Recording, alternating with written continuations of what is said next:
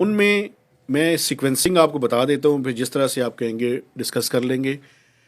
Finance minister جو ہیں محمد اورنگزیب، انہوں نے آج جو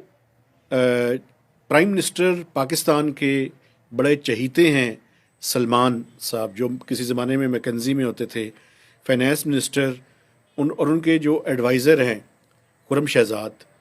اور ان تینوں نے مل کر ایک بریفنگ کی ہے، اور اس میں بلال کیانی صاحب بھی جو ایم این اے ہیں ہاں جی، اظہر جیلم سے، اظہر بلال کیانی، بلال اظہر کیانی جی، وہ بھی موجود تھے۔ تو رائٹ سائزنگ آف گورنمنٹ پہ بات ہوئی ہے۔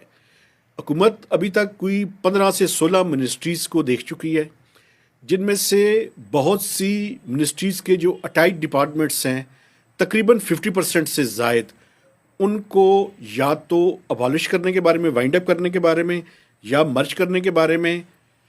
یا ان کو جو ہے وہ پرائیویٹ سیکٹر کو مکمل طور پہ پرائیویٹ سیکٹر کے حوالے کرنے کے بارے میں فیصلے کر چکی ہے، لیکن جرت نہیں ہے کہ پوری طرح سے یہ بتائیں کہ وہ ادارے کون کون سے ہیں۔